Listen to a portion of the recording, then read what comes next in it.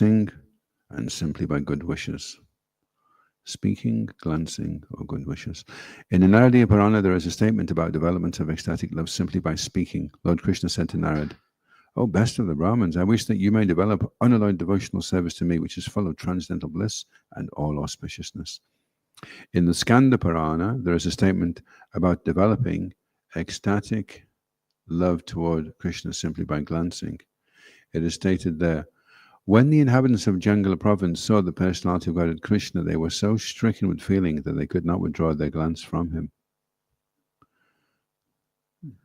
As far as heartfelt wishes are concerned, there is a statement in the Shuka Samhita where Narad tells Srila Vyasadeva, "You have a son who is the greatest devotee of the personality of Godhead, and I can observe that without any following of the regulative principles of devotional service, he is already enriched with many of the symptoms achieved by the execution of devotional service after many, many births." So that's Shukadeva Goswami, also known as Shuka, the parrot in the spiritual world. As for ecstatic love of Krishna, there is a statement in the 7th canto, 4th chapter, verse 36 of Srimad Bhagavatam, in which Narad addresses King Yudhisthira. "My dear king, it is very difficult to describe the character of Prahlad. He developed a natural attraction for Krishna, and whatever I can explain about his character will simply be an arrangement of words. His actual character is impossible to describe." This means that Narad himself admitted that the natural development of Prahlad's ecstatic love was by the grace of Lord Krishna. Jai. Srila Goswami Prabhupada ki jai. Om Namo Bhagavate Vasudevaya. Om Namo Bhagavate Vasudevaya. Om Namo Bhagavate Vasudevaya. So we're reading the 7th canto of the Srimad Bhagavatam, chapter 13, entitled The Behavior of a Perfect Person, and we're on text 23. Tatapi Brumahe Prashnams. Tatapi Brumahe Prashnams. Tava Rajan Yata Shrutam. Tava Rajan Yata Shrutam. Sambhashanayo hi bhavan. Sambhashanayo hi bhavam. Atmana Shuddhim Ichata. Atmana Shuddhim Ichata. Tatapi Brumahe Prashnams. Tavarajan Yata Shrutam. Sambhashaniyo hi bhavan. Atmana Shuddhamichata. Tatapi Brumahe Prashnams. Tavarajan Yata Shrutam. Sambhashaniyo hi bhavan. Atma Shuddhim Ichata.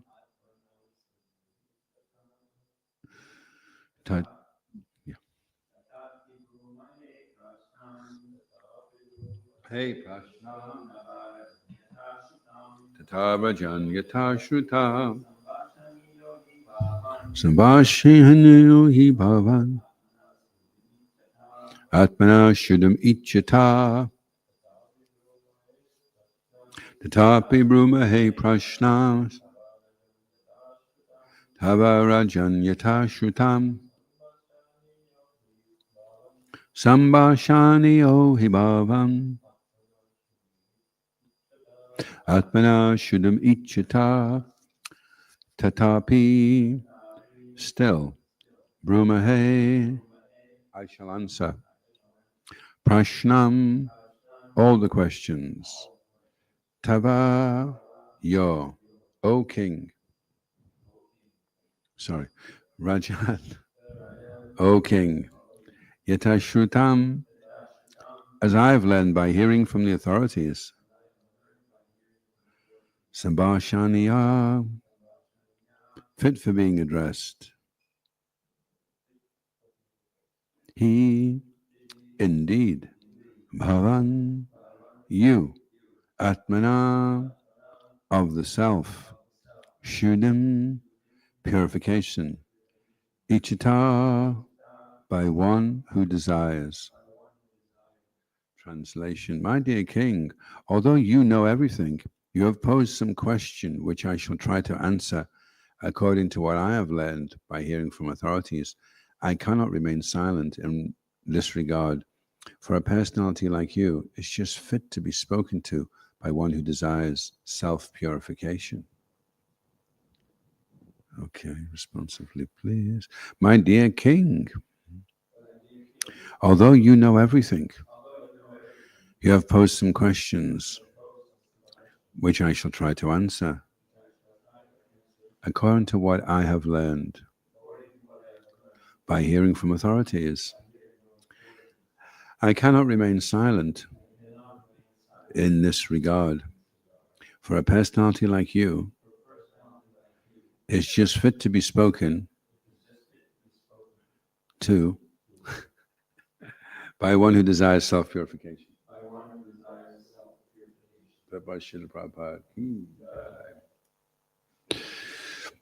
A saintly person doesn't wish to speak to anyone and everyone, and he is therefore grave and silent. Generally, a common man does not need to be advised. Unless one is prepared to take instructions, it is said that a saintly person should not address him. Although sometimes, because of great kindness, a saintly person speaks to ordinary men. As for Prahlad Maharaj, however, since he was not a common, ordinary man, whatever questions he posed would have to be answered, even by a great soul, a great and exalted personality. Therefore, the saintly Brahmin did not remain silent, but began to answer. These answers, however, were not concocted by him. This is indicated by the words yata shrutam, meaning as I have heard from the authorities. In the parampara system, when the questions are bona fide, the answers are bona fide. No one should attempt to create or manufacture answers. One must refer to the Shastras and give answers according to Vedic understanding. The words yata shrutam refer to Vedic knowledge. The Vedas are known as Shruti because this knowledge is received from authorities. The statements of the Vedas are known as Shruti Pramana. One should quote evidence from the Shruti, the Vedas or Vedic literature, and then one's statements will be correct. Otherwise, one's words will proceed from mental concoction.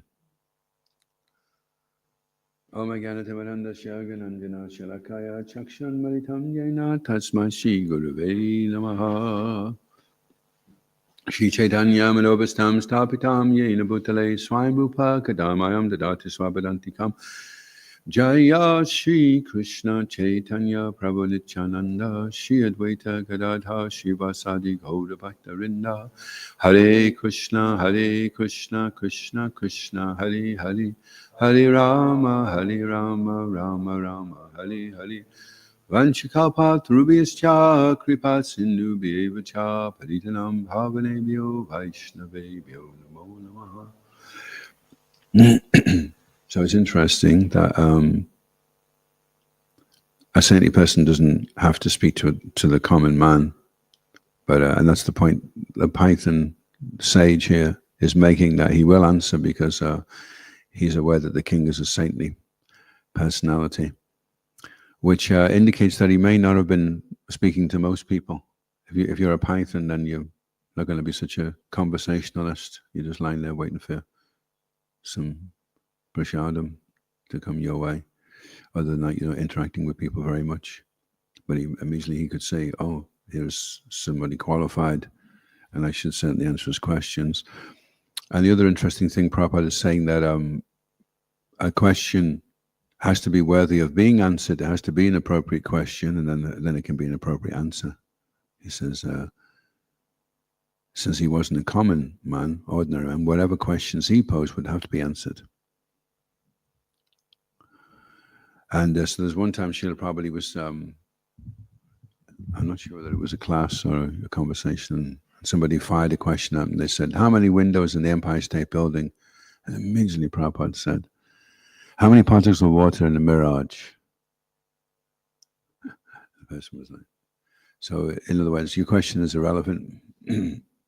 So there's no point trying to, and the spiritual master knows everything because he knows Krishna, but he may not know how many windows there are in the Empire State Building.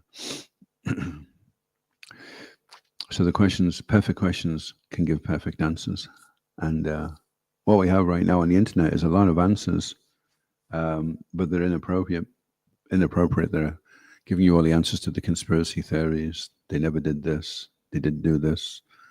This one didn't die like that. This one died like this. This one didn't die at all. I'm giving you all the answers. But the questions are all Gramya Katara in the first place. Of what consequence in the ultimate scale of things is it to know all this itsy bitsy stuff? So the real answers will come only when the right education is there, and then the right education will cultivate the right types of questions that a student of real knowledge would have, Like, if there's proper education, then the first question is, how do I become prideless? How do I become humble? These are the real questions, not how can I make a load of money? How can I make more money? How can I be better than everybody else? So no one should attempt to create or manufacture answers. So that's another thing as well as people, there may be a market for the right type of answer. People may not like the truth, but they like these answers that this person gives. There's one person who comes on YouTube quite a lot, and they were asking him about whether it's okay to eat meat. And he says, oh, well, you see, the thing is, they found that plants also have feelings as well. So, really, what's the difference? And then so many people are going to hear that and be influenced by that. And they think, oh, well, I like meat, so that's good. This guy's good. We'll listen to him a lot more. He's good. He's not threatening our sense gratification at all. So that's great. I'm a big fan of his. And so that was what was so amazing about Srila Prabhupada, was he was giving very unpalatable truths. And because of his potency and his purity, people coming from backgrounds where they were addicted to all the regulative principles, breaking them, not following them. So the chances of Srila Prabhupada pulling that one off were just incredible, and yet he managed to do it. But he didn't emphasize the rules and regulations, he emphasized chanting. And by chanting in prasadam, everything else would naturally fall into place. So we also have to be careful as well that we don't become a deterrent for people, that we put people off, that we show them that spiritual life is fun and it is easy. That's what Vaisheshika Prabhu was always saying. And he always looks very happy and like he's enjoying himself, like he's finding it fun. And there's a new book I'm just reading now called The 4 Questions, which is interesting. So we have speakers like, in the last few weeks, a few people have mentioned that they listen to Jay Shetty. And he's not preaching full on Krishna consciousness, but he's got a lot of good ideas about how to be more successful in life, and then that can bring you to the point of finding out. He does say he was a monk for 6 months, so then you can find out he was a Hare Krishna monk, and then all the other things can come in. So he has a lot of followers. I think it's over 1 million people he influences, and just from me going around, he's having an influence on some of the people here in Scotland. So we have so many answers. We know so many things, but there's no point trying to give a person an answer to a question he hasn't asked in the first place. Like there's one butcher's that I go and see in Bamber Bridge, Aileen, and she's got Garanga fridge magnets in between all the hooks that are hanging with the animals that they've just killed out the back. They kill them on site, so it's the freshest you can get. And I think it was a relative was there one year. She was on holiday, and he goes, "Are you guys actually vegetarian?" I said, "Yeah, we are." So, but also we don't have illicit sex, we don't take intoxication, and we don't gamble. So I wouldn't be able to go in any shops. So therefore, I just go in all of them. So he was like, okay. He gave a donation anyway,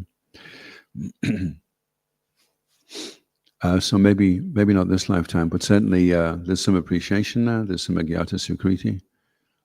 So I wouldn't be telling him about the joys of being a vegetarian until he had some question about it, There's another man, actually. He's in Inverori. And when you go in his place is about twice the size of this temple room. Maybe 1.5, actually. And inside, it's all heads. He sells guns and stuff like that. And inside are all the heads from the animals he's shot when he goes out to Africa. And they preserve it somehow and put it on. And they're all around, So he said to me one year, he goes, "Are you guys vegetarian?" I said, "Yeah, we are." I said, "But, even you as a hunter, I'm sure you pride yourself that when you kill the animal, you want to cause it as least pain as possible." And he goes, "Well, that's exactly what it is, you see." He said, "These rubbishy hunters who half kill them and put them in so much pain." He said, "I get really, really close. And when the animal is completely calm and relaxed, then I shoot it. And it's dead outright." So there's some level of appreciation there. And then we were in Beth Wells one year in the agricultural show, which is in Wales, and we were all using the Welsh accent. "Hello, boyo. Hello, flower. Can you give a contribution?" But the only books we had were higher tastes, for beef farmers. So we were thinking, as soon as we give these out, we'll get lynched. They'll want to throw us out because we snuck into the show through a hole in the fence. So they'd definitely know that we weren't supposed to be there, and then they'd alert security, and then we'd be ejected. Although for Prabhupada, that wasn't a problem because he had different sets of clothes. So every time they threw him out, he just changed his clothes and went back in again, and they thought it was somebody else.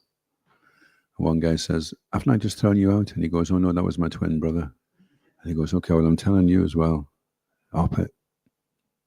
So anyway, all we had was the higher taste, and the beef farmers were giving donations, no problem. So I found a good way to give them a higher taste was, "Do you eat your own animals?" He goes, "No, I would never do that. I would never eat my own. Never. You bring them up for 3 or 4 years. You love them. They all have names. I could never." "Oh, well, there's a vegetarian cookbook for you then." It's for people that love animals. If it was just you and your cows and you didn't have to sell them, then you wouldn't eat them, right? "Oh, no, I don't want to. I don't want them. I have to do it for business, So there's always some platform that you can give an appropriate answer, but you cannot force the situation, because it may have taken us many lifetimes to get to the point where we can accept the regular principles very easily. We can accept that God is a person. We can accept that Krishna didn't come from anywhere. He was always just God, and he was just always there, and everything was always there. The Jamuna, Govardhan Hill, the cows, Radharani, the gopis, the gopas, Yashoda, Nanda. It was all just there. We can accept that, but for people, it's going to take lifetimes and lifetimes to try and swallow. That's like a huge lump you've got to try and swallow all at once. Okay, it just always existed. Okay, I'm okay with that. So for them, it's easier to swallow a smaller lump, which is just a little chunk of matter. Oh, I can accept that. It was just matter, and then it blew up, and then everything happened.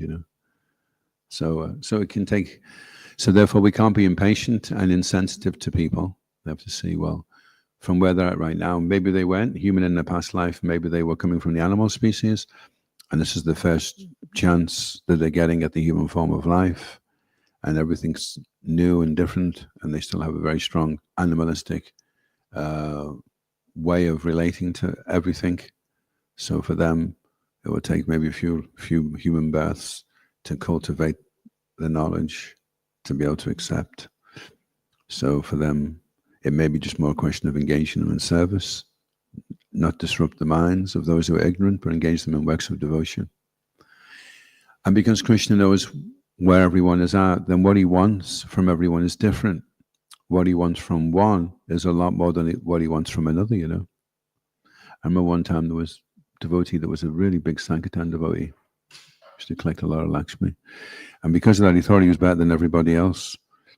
And the person who was here in charge at the time, he chastised him. He said, maybe the reason why you have to collect more is because your ticket back to God is going to cost more than his.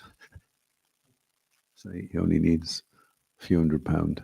You need a few million. So what Krishna wants from us, he knows what we're capable of, and he knows how much we're holding back or how much we're surrendering. He knows that. And so for someone who's very ignorant, maybe he just wants to see that person read the Bhagavad Gita every day. And that'll be enough. He'll go to the planets where the pious dwell.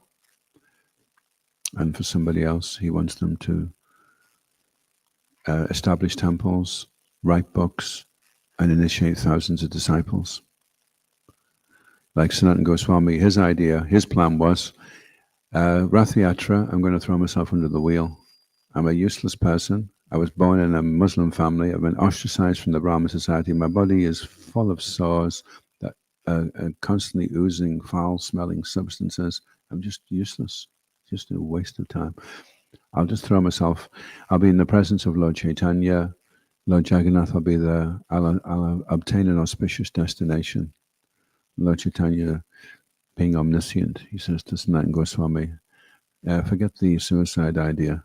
I've got big plans for you.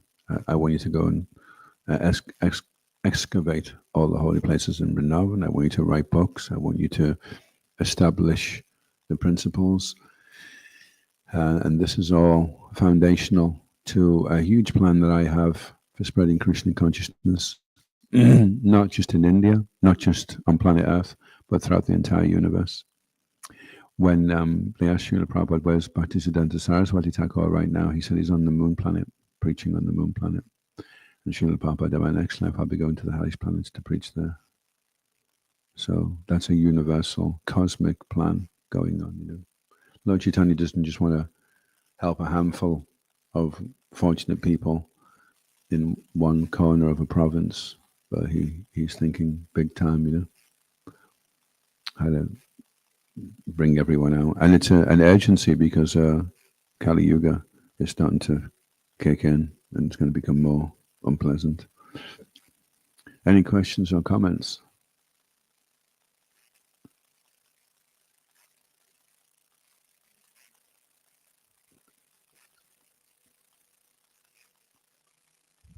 Give me a general one if it's not directly.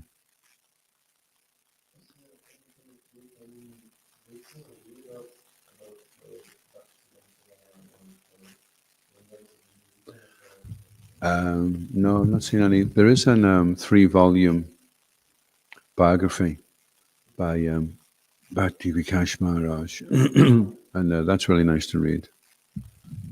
It describes there some of the things that happened. One time, Bhaktisiddhanta Saraswati Thakur, he was preaching in an auditorium, and this upstart stood up and started challenging him. Bhaktisiddhanta Saraswati Thakur, he turns around and he just completely blasts him, you know.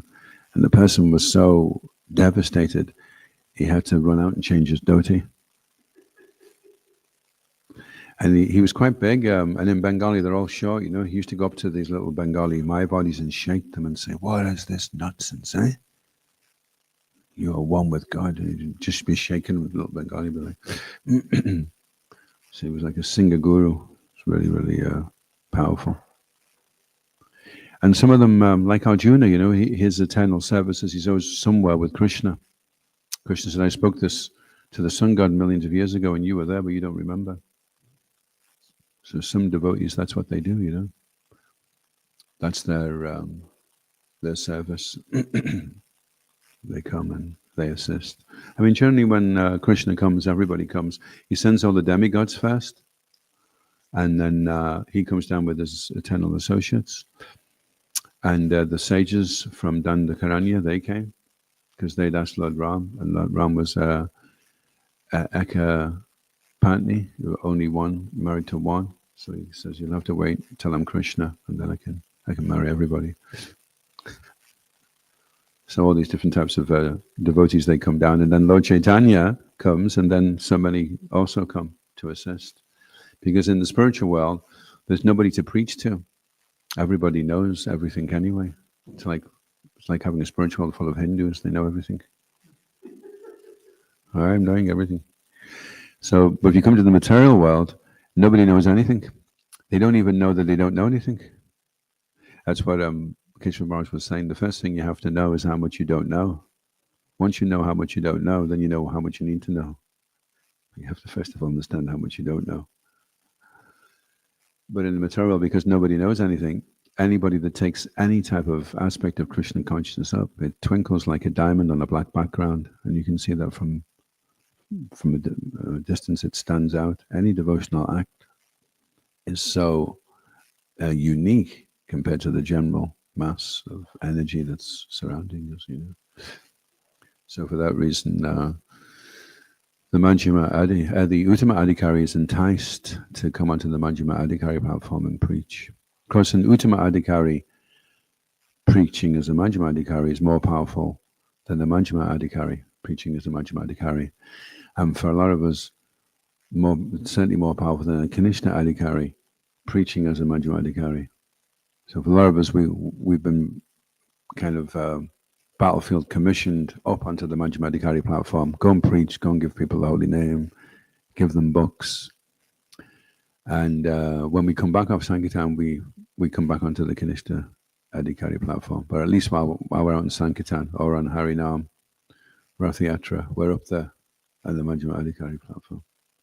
But the potency isn't the same as the Uttama Adhikari that comes down onto the devotee said that when they were out with Srila Prabhupada on Rath Yatra, when Prabhupada started dancing, it was just like this wave of ecstasy, just swept over everybody.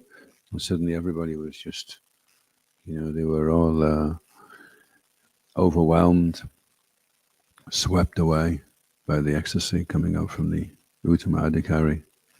So Prabhupada had that special potency.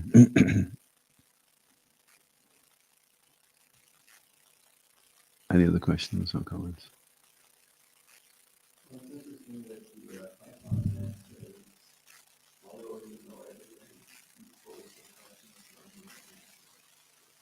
We see that a lot that with Krishna and Arjuna wasn't really in Maya or whatever, but he was asking questions for the benefit of everyone. Yeah. And also we see that when Krishna is using the Buddha was purely devoted, he's posing questions like he doesn't know. Yeah. So that Krishna will speak to the needs of everything.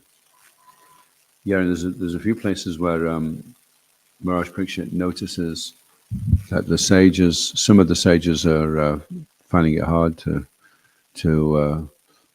get their head around the 10th canto, where Krishna's doing all kinds of apparently immoral things, So he asks questions more for their benefit. Krishna, he comes to set the Dharma. He comes to do that in this age. Then why is he breaking all the rules himself? And so then Shukadeva Goswami says, well, that's how he showed he was God. He showed that he didn't have to follow any of the rules. We have to follow them. He's laid them all down for us. And then for himself, he's independent. He can do what he likes. So therefore, he says Godhead is superiority. So he doesn't have to comply with any restriction or any rule. And that question was asked because Maharaj Parikshit could see that the sages were getting a bit uncomfortable, Shishi Karnitai Mai Pashashi Ki Jai, Shi Tulsinath Maharaj Ki Jai, Shi Giridhari Lal Ki Jai, Shi Nusure Bhagavan Ki Jai.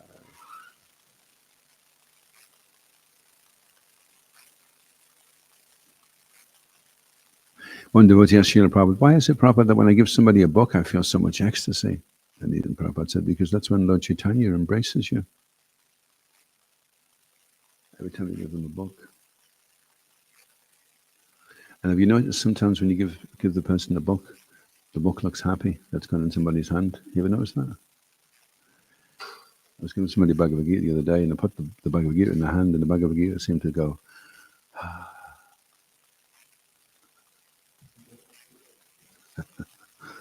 So the books are alive. And they're all in the book. You take them out in the bag, and they're all like, it's me next. Distribute me next.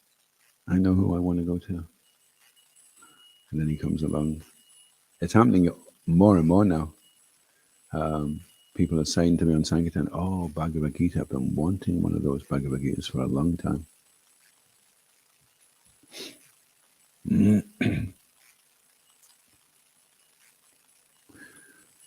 So, yeah, interesting subject. You know everything, but you've posed the question, and therefore I should answer. And also, Prahlad, he wants to associate. Associating with devotees isn't like, all getting together and criticizing the same person. That's not what associating with devotees is supposed to be. Or talking about all the things that you were into before you became a devotee. Oh, really? I was into that as music as well. Oh, I used to go there for my holidays as well. That's not.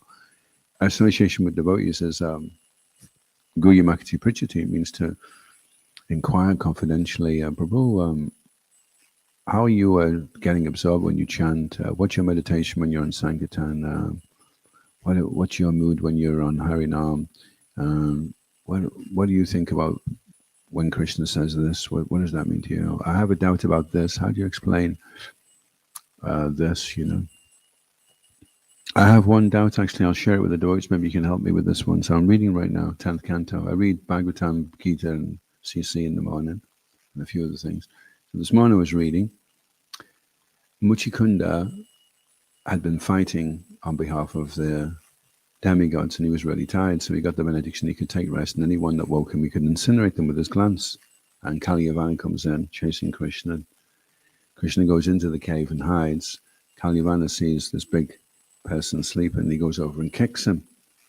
And then Muchikunda wakes up, sees him, and incinerates him, And then Krishna steps out of the shadows, and by this time, Muchikunda's become a pure devotee.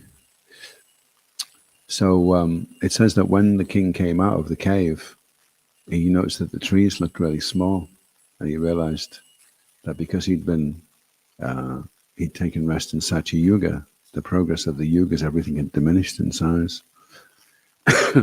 So obviously he had a really big body. So how did Kalyavana mistake this massive giant for Krishna and kick him when he was asleep?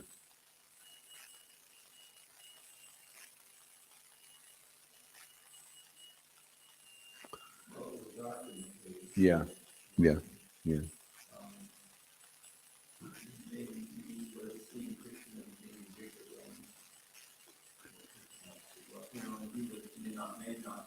He may have been chasing Krishna, but he may have been seeing Krishna as being bigger than what he actually was. Yeah, Krishna can change the perception of things as well. So, yeah.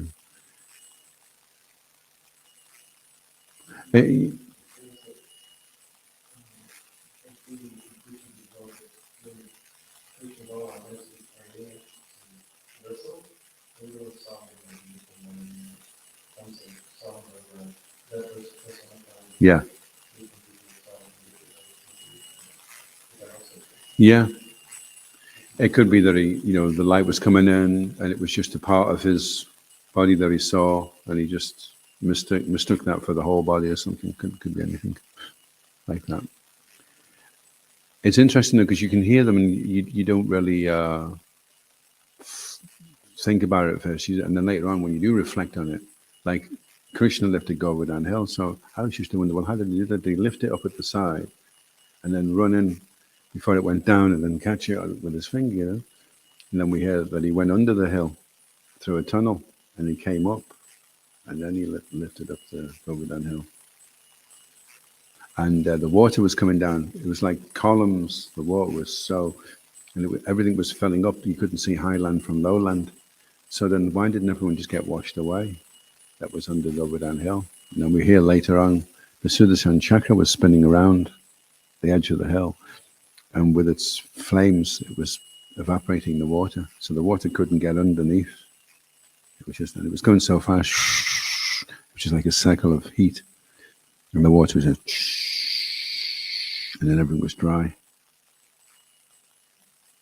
And also, it was, I mean, there's not a lot of room, right? If you're like that, and everyone's crawling around, under the hill for a week. But it wasn't. It was like when Krishna stood, was like a crystal dais, and it came up to a peak, and Krishna was standing on top.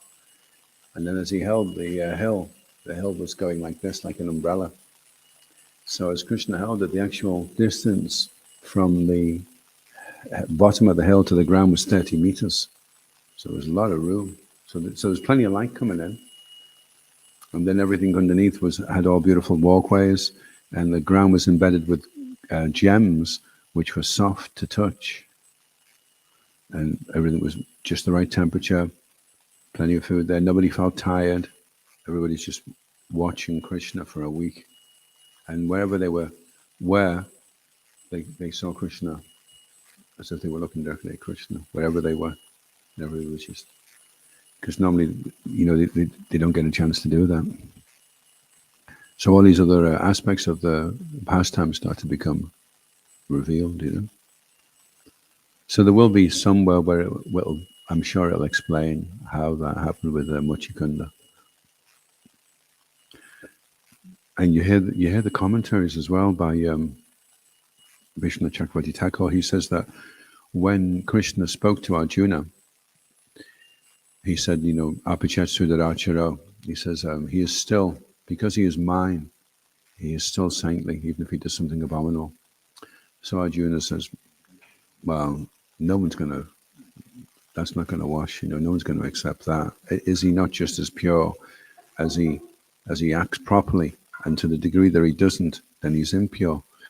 And then Krishna gets really angry. He says, I'm saying he is mine. I am saying it. That's why. He says, well, what are people going to... He says, then tell him, because I am saying it. And Vishnu Chakravarti Thakur says that when Krishna said that, he was touching his chest with his finger, and his eyes were copper red. It doesn't say anywhere in the Sanskrit, but when Vishnu Chakravarti Thakur is making the commentary, he's seeing everything going on. So that's why it's really important to have the commentary, because the translation itself will only convey a certain amount.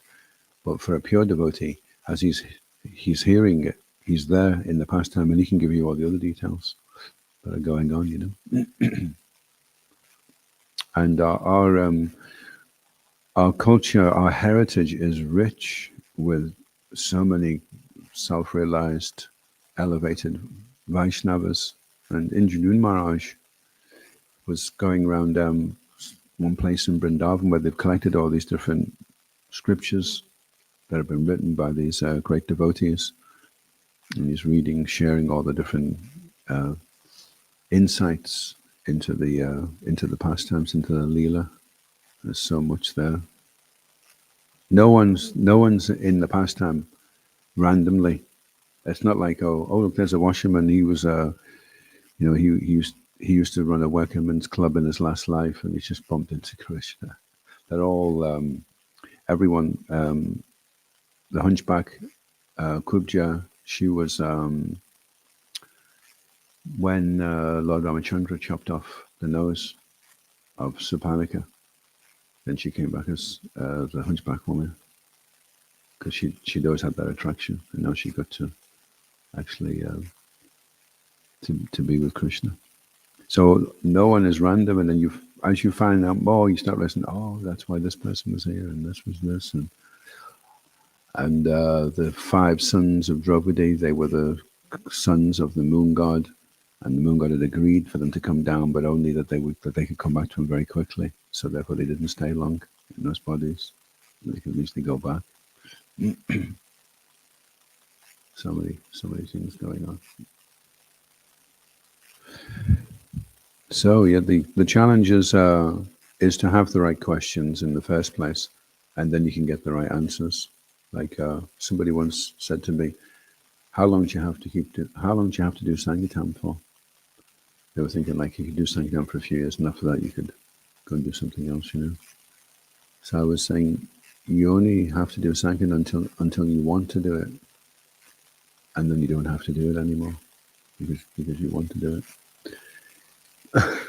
So the right question would have been, how long does it take before I'll want to start doing Sankirtan?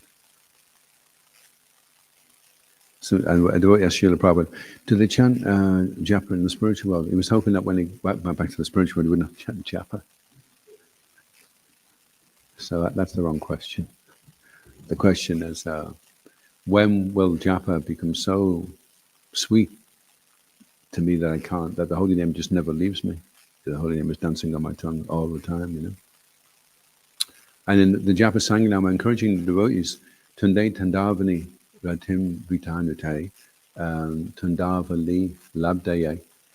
The very first meditation Rupa Goswami is saying is that Krishna is dancing in your mouth, Tunde Tandavani, and then you want many mouths. So when you're chanting, Karna Krodha Kadambani is when the holy name enters through the holes of the ears. But the very first thing is, the meditation is on Krishna dancing in your mouth, on the tip of your tongue. Focus on that to begin with. And then you can go into and then Chitta Prangana, then the courtyard of the heart. But if you try and go straight away into the courtyard of the heart, first of all establish Krishna in the mouth, then through the ear, and then into the courtyard of the heart. Jai. Islam Guru ki, Shri Prabhupada ki, Shishikon Nitai Maya Pashashi ki, Nitai Gauri Gauri Bhakti.